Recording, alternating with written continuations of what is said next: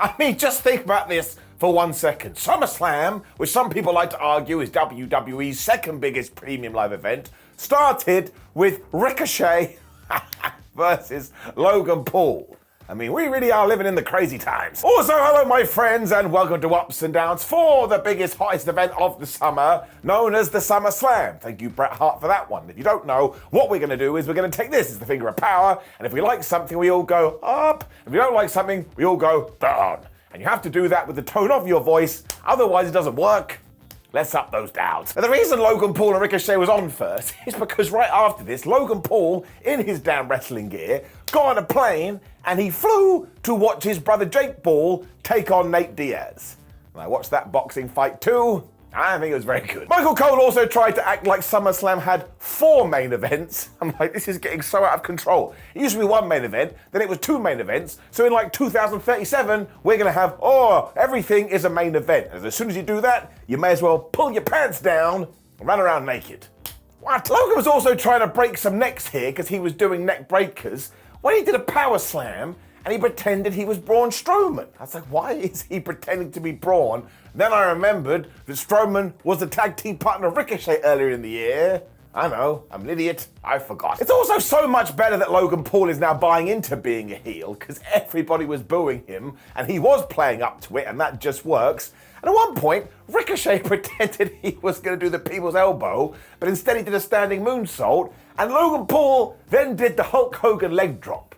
I had to make sure I hadn't died, because this was really weird. Ricochet then remembered that Logan had tried to kill him with a neck breaker, so he did an avalanche one off the top, which was nuts. And then they were just reversing all the moves. I mean, they were coming off the top, and then they were grabbing each other in midair and giving each other DDTs. I wouldn't say there was one big spot in this that made you go, oh my gosh, it's gonna go viral. But all the little things they did do, when you stacked them together, you had the best game of Jenga ever. Paul then hit a springboard frog splash like it was nothing, so Ricochet was like, oh yeah, and he hit a springboard moonsault, and that mother Hubbard went for the 630, but damn it, he missed. From here, it was just 2 people pinging around the place, like we're all this athletic and we can just get in a ring and go, ha ha, watch me go. And all of a sudden, I could smell something in my nose. That's right, it was shenanigans. I mean, we should have known. Because from nowhere, as Logan Paul was kind of dead on the outside, one of his security team just gave him some brass knucks. This person was never identified, so unless they become the biggest villain on Raw, what the flub is happening? Of course, the referee didn't see this though, and Logan already has the punch of doom, so he smacked Ricky right in the head. Down he went. He had been, I don't know, killed, I suppose, and he got the 1, 2, 3. And actually, this was better than I was expecting, because I knew deep down in my Tootsie Toes Logan Paul was going to get the victory, but I didn't think we'd give Ricochet out. Now he's got that out. So I just thought this was so damn entertaining, and once again, kind of makes me mad how effortless Logan Paul makes professional wrestling look. But I could watch these 2 guys wrestle every day. Which makes me sound a little bit like a stalker. I'm not. That wasn't me hiding in the bushes. That was somebody else. Shouldn't have made that joke. It's gonna go bad. Giving it up. We then saw Sheamus arriving in a monster truck, which died into nothing, although I suppose we were in Detroit. When this madness continued, it was time for Brock Lesnar versus Cody Rhodes. And this really did make me laugh, as clearly Brock wanted to go on first, but Logan Paul usurped him by going, no, I've got to go see my brother. And man, when Cody made his entrance, this place went crazy. He's a star. He really wasn't playing games either, as he jumped Brock Lesnar before the bell, but as soon as we got ding ding, Bron was like, man, you have pissed me off now, and he started to suplex him. Obviously. Turns out Cody wasn't going to take any of this shit, because he then started to hit all these damn disaster kicks when Lesnar just ran over him and he was suplexing him again. It's so I'm beast. We really weren't done with the wrestling tennis though, because all of a sudden Rhodes was like, oh wait a minute, I forgot that 2023 wrestling is sponsored by Dive, so he did dive onto Brock Lesnar when we saw Cody Rhodes' mum in the crowd. And this time she wasn't nonchalant, she looked super duper worried. As she should have been, because Lesnar was about to kick this guy's ass. I mean, he destroyed him so bad at one point, he was just shouting at Cody, save yourself, save yourself. And I was like, man, I never thought we'd get here. Brock Lesnar actually thinks he's in Titanic. This is Jack talking to Rose. He also screamed, this is only going to get worse, like an alien had taken over his body and he wasn't in control anymore. But actually, he was telling the truth. because not only did he hit an F5 onto the floor, my friends, he also did it again through Alan the announce table. So I'm sorry, Cody Rhodes is going to wake up this morning and be like, oh man, I'm in a little bit of pain. It was such an awesome idea though, because the whole point was Cody Rhodes almost got counted out and he got in at 9. Then he almost got counted out again, but he got in at 9 because he just wouldn't quit and he was going to fight from underneath. So what we've done here is we have turned Cody into the quintessential babyface, but for whatever reason, it totally works. I mean, I love this guy. We still continue to sell this idea that maybe, just maybe, Cody had bitten off a little bit more than he could chew. But when Lesnar went for another German suplex, he grabbed Tina the turnbuckle and he pulled her away from her home, which was a callback to their last match. It turns out Cody actually didn't care about this because he had another plan. Because he got Sim with the steel steps and he just went blam and he smacked Brock right in the head. And the referee saw this. He was totally fine with it. I suppose he wanted Rhodes to win. He also then hit 2 Cody cutters, and the second one was from the top rope, so it was a super cutter, but Brock Lesnar got out of that when all of a sudden he must have taken his Phoenix down because he locked in the Kimura. It's another callback. Cody scurried to the ropes because obviously he didn't want to die. When Lesnar was going to finish him off, that's when Codes decided nope, and he pushed him into the exposed Tina the turnbuckle, and Brock hit it right in his tum-tum. Cody could now apply the Kimura, and I'm sorry, I don't care what anybody says, Brock Lesnar may very well be the best seller that has ever walked this planet Earth. Because honestly, he genuinely looked like he was in pain. The dude, even with all the praise, is still underrated. As soon as he did escape, he decided he was going to go for another F5 because that's his favorite move, when Rhodes was like, no, you're not going to do that. And not only did he hit 1 crossroads, not only did he hit 2 crossroads, but he hit 3 crossroads, which was his favorite combo in AEW, and he beat Brock Lesnar 1, 2, 3. Just like that, clean in the middle. I was genuinely stunned. Amazingly, Lesnar also hugged Cody afterwards and shook his hand, which means that Rhodes is now the new beast incarnate. That's how that deal works. And apparently, according to Triple H, none of that was planned, and Brock Lesnar just did it. And actually, I didn't believe this at first, but when you go back and watch it and look at Cody's face, he's terrified at first, like, oh no, he's gonna kill me. But I tell you, to use WWE speak, what a moment. So honestly, if we do not use this to send Cody Rhodes off into the stratosphere now and have him beat Roman Reigns at WrestleMania 40, then I do not understand the plan anymore. This was Fabu. SummerSlam went 2 for 2. That rhymes, so I'm happy. Giving it up. It was then time to shake up the pacing a little bit, because it was time for the Slim Jim Battle Royal. The Miz, AJ Styles, and of course LA Knight, yeah, I got proper entrances, but there was a surprise here. Just as everybody was about to get into it, MVP walked out and he was like, haha, there's one last competitor, and it is the giant known as Omos. And I was like, well, clearly Omos is gonna win. He's 7 feet tall. How are you going to throw him out of the ring? It also meant that MVP must have pushed start on Controller 2 because here came a brand new competitor. And I just want to say this. 1, I was very happy to see Omos back because I think he's great. Screw the haters. But 2, we are not casting him in the right role. When you see him in interviews, he's such a lovable guy. So I think we should present him as that. And of course, WWE will never do it. And now the comments are mad at me. He also threw out Apollo Crews, JD McDonough, and Rick Boots instantly. So if I was one of those guys, I'd be a bit worried. When Otis was eliminated by Imperium, so I was a damn sad panda. Chad Gable didn't like that, so he got rid of Giovanni Vinci instantly, so that was revenge. When Tommaso Ciampa not only eliminated both Viking Raiders, but he got rid of Shinsuke Nakamura. I was like, man, maybe he's getting a push. Sadly though, of course, he does kind of have a thing with Bronson Reed, so soon Ciampa was out of there as well, as was Ridge Holland. I'm not gonna lie, I didn't even realise he was in it. This is when I noticed that Austin Theory was in the thing. He got rid of Cameron Grimes, so he screwed him twice this week.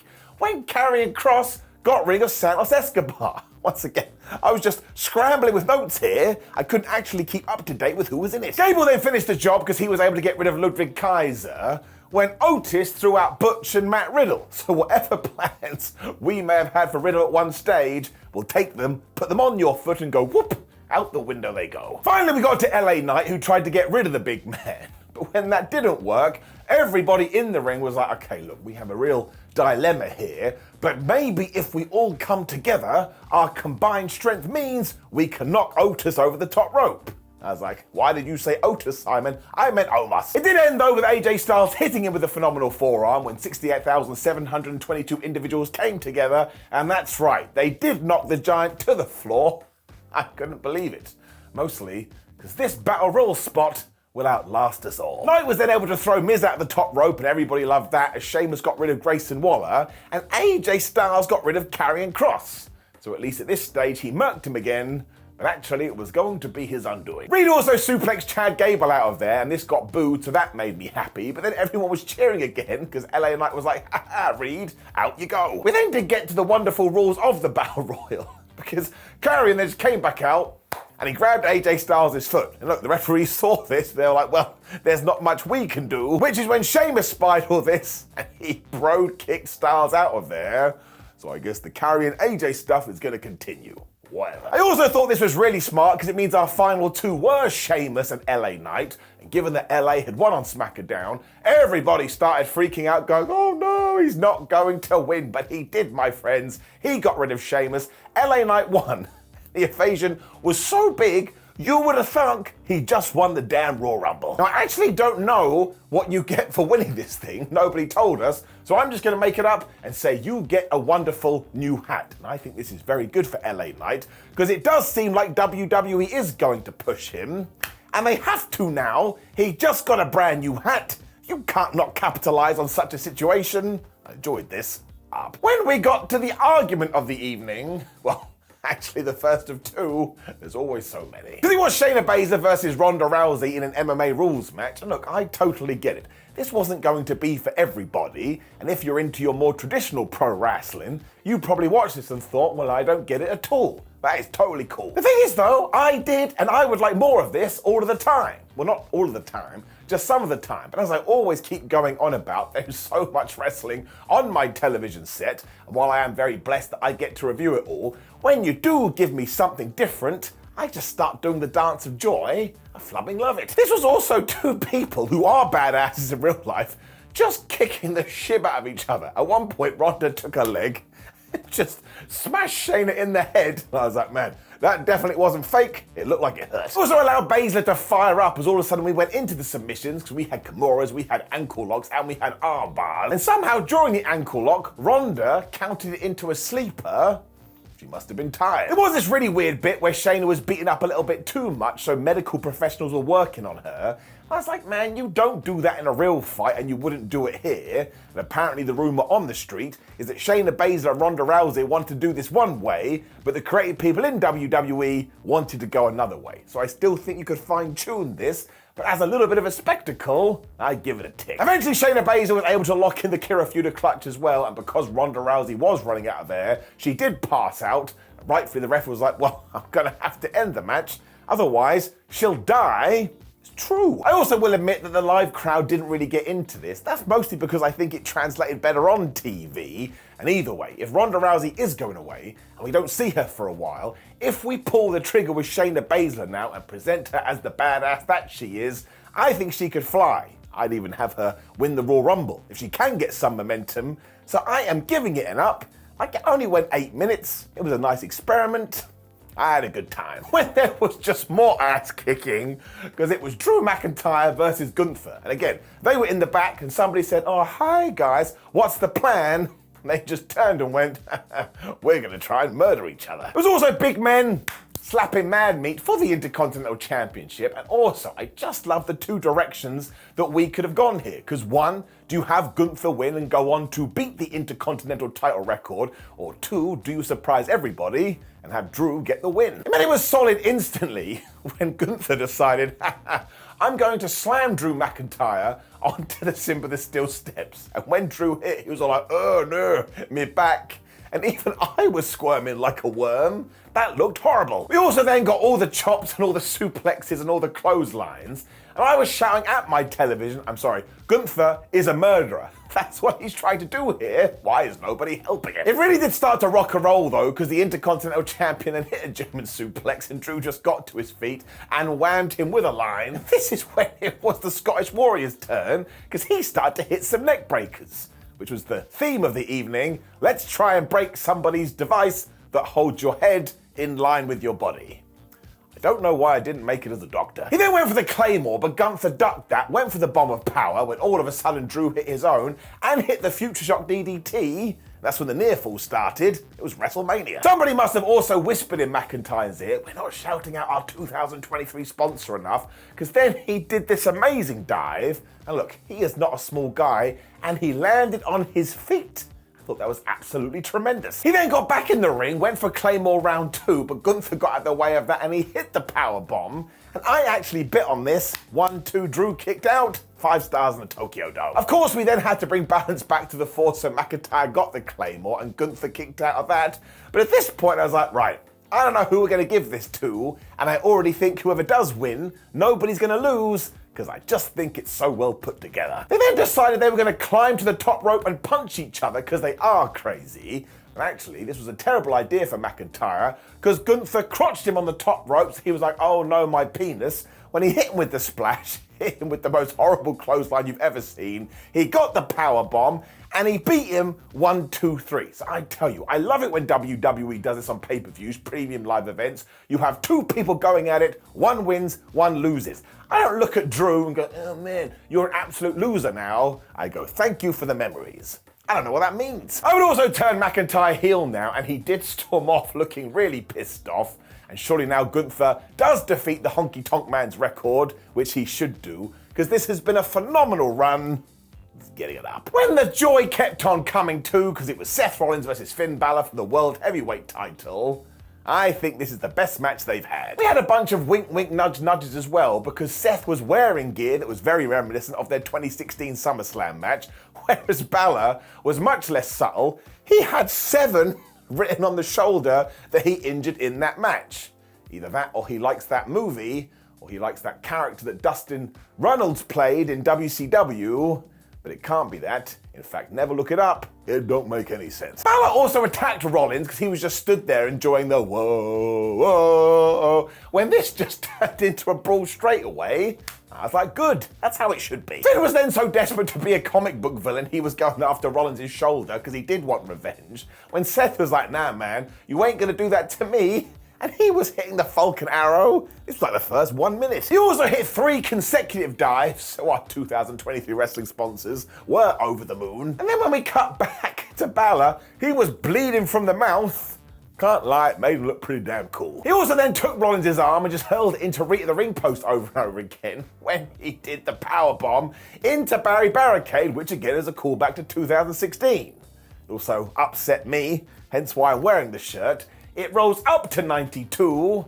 We're only 8 away from Barry's funeral. Rollins then came back with a frog splash for 2 and a superplex, and just when he was about to finish it, from nowhere, Finn hit the most devastating move in all of sports entertainment, the surprise roll-up. And a big piece of me was like, please let him do it.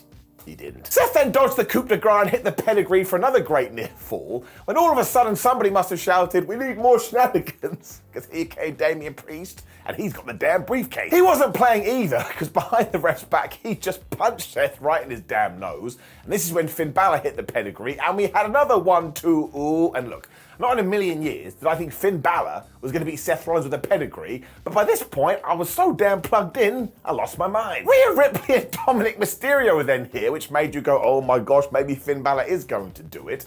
But this is when Damo's like, use the briefcase, use the briefcase. But Seth Rollins didn't want to use the briefcase. I'm screwed up again. Finn Balor didn't want to screw the briefcase, so all of a sudden these two were looking at each other. I do not think they're going to be friends for very long. That's when Rollins used all of this, because he hit the curb stomp, but my word, Balor kicked out of 2.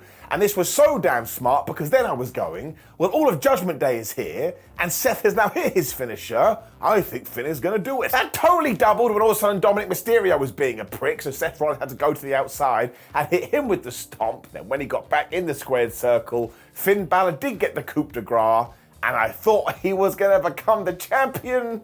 Rollins kicked out at 2. Priest then decided he was just going to leave the briefcase in the ring and be like, Finn, I think you should use this as a weapon. But when Balor went to get it, all of a sudden, Rollins ran in, he hit the curb stomp on the briefcase, and he got the 1, 2, 3. Now, look, I was a big advocate for Finn Balor winning here, and maybe even Damian Priest cashing in, but doing it this way, you have just opened the door to so many potential opportunities and directions. It's getting a round of applause. The last 5 minutes of this especially was so damn good, and even though they do get a lot of plaudits, we do not sing their praises enough.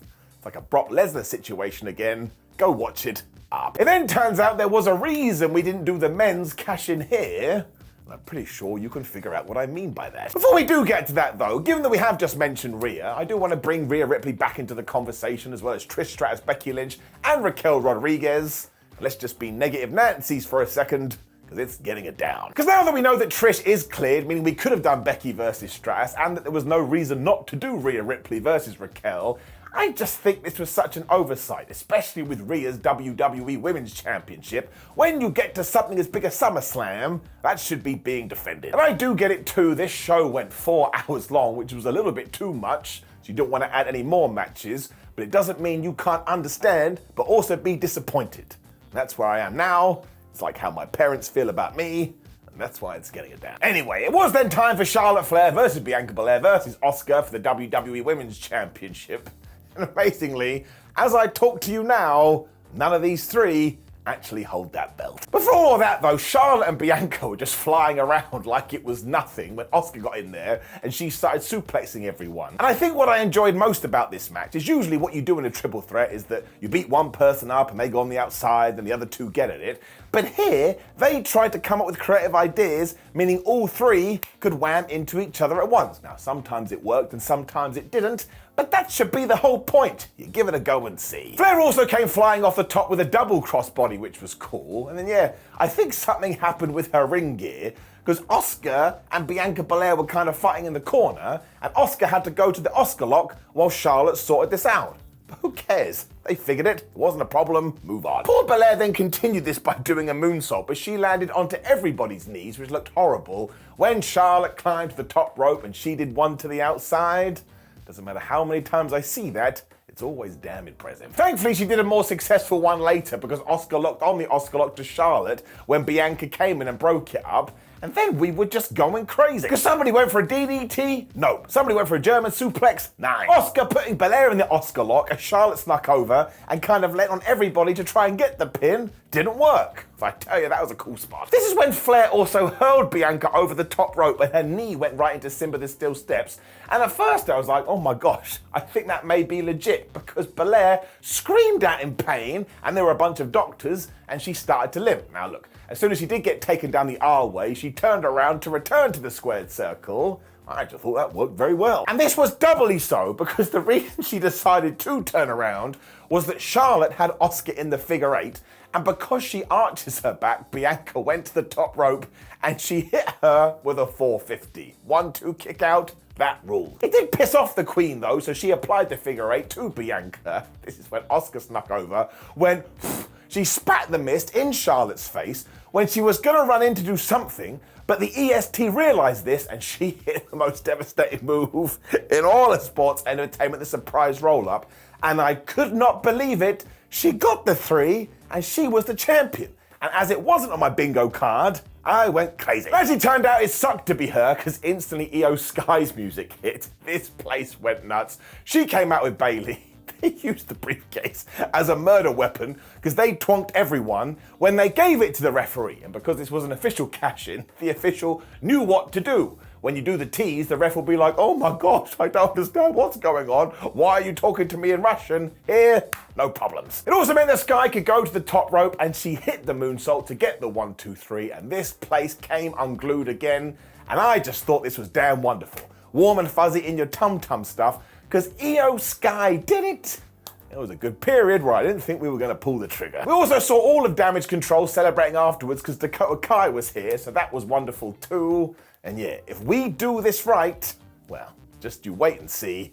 Give it an up. When Roman Reigns took about 10 minutes to get to the ring. It's just what he does. It also meant that it was Roman Reigns versus Jay Uso in tribal combat, and I would just tell you this. I was so damn pumped.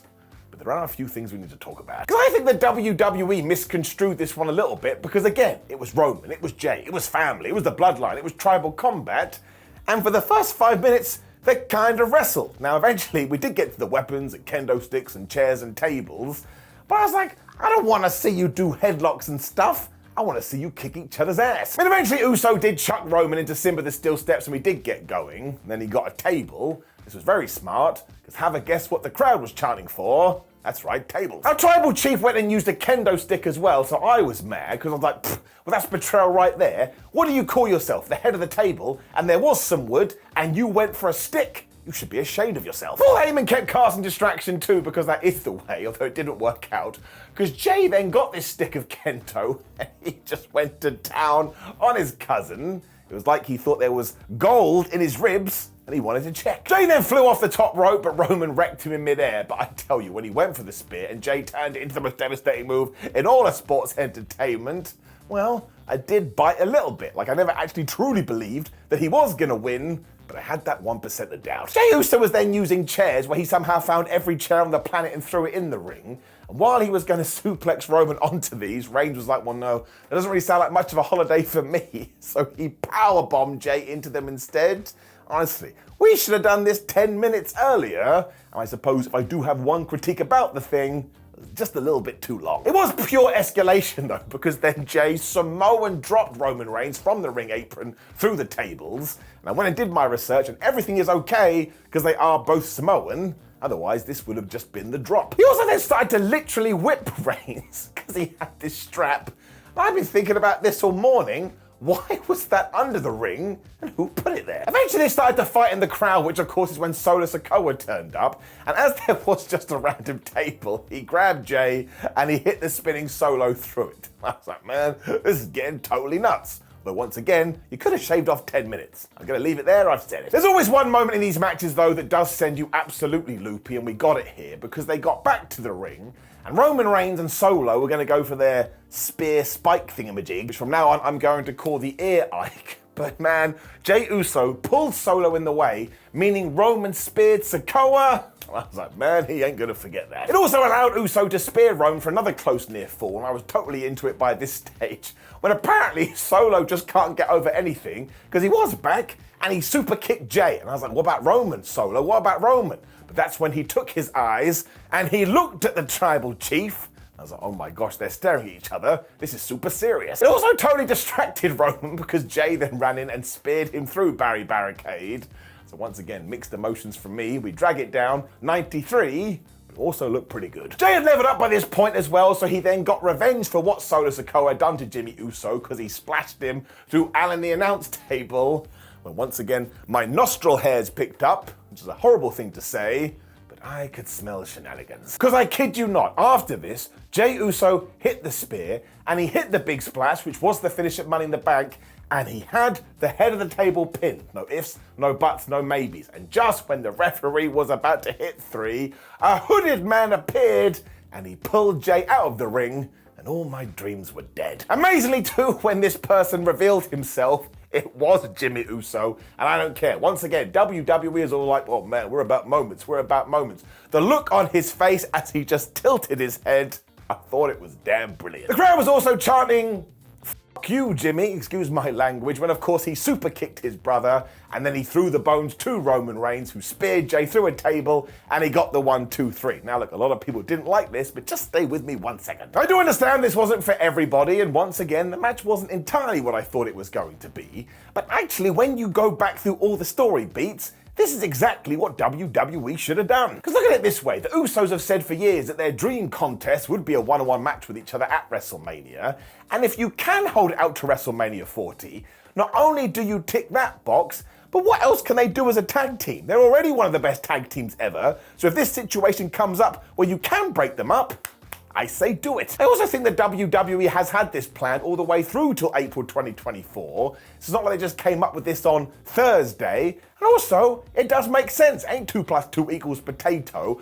I bet Jimmy gets to the microphone and says, "Oh, Jay, I can't believe you were picked as the tribal chief. I was jealous." Also, given how successful this whole thing has been so far, I ain't gonna get mad at it. But also now, you can do exactly what we did with Kevin Owens and Sami Zayn. You can move the Usos away from Roman Reigns. They're done. They can become bigger stars because of it. Then we do Roman versus Solo Sikoa. Eventually we have that done. Then Roman loses his titles, and you put a full stop on it. So I think this was very well put together, and I am going to give it an up.